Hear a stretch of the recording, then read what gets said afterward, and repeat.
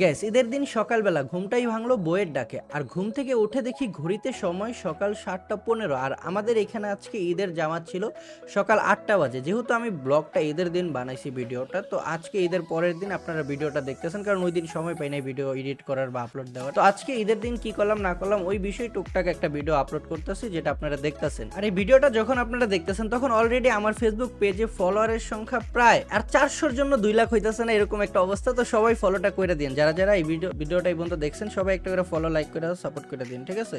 তো আজিম ভাইকে সাথে নিয়ে চলে গেলাম ঈদের জামাতে, মানে একসাথে পড়ার জন্য। তো ঈদের নামাজ শেষ করলাম, মনে একটা আনন্দ আনন্দ ফিল হচ্ছে।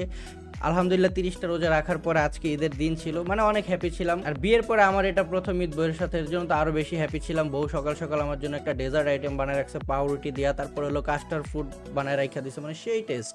তো খাওয়া দাওয়া শেষ করলাম, করার পর আজিম ভাইয়ের থেকে ঈদের সালামি নিলাম, আপুর থেকে নিলাম। এটা তো আপনারা আলাদাভাবে একটা ভিডিওতে দেখছেনই।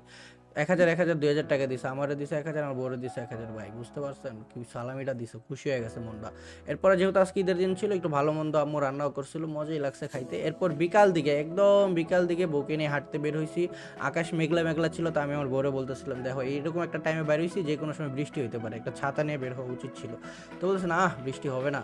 তো এটা হইনা আরো খুশি হয়ে গেছি, বৃষ্টি হবে না। আর ঈদের দিন ভাই চটপটি না খেলে কিন্তু ঈদ একবারে অসম্পূর্ণ থাকে, ঠিক আছে? তো যাওয়ার পথে একটা দোকান পাই, দোকানে বার্গার বিক্রি করতেছিল।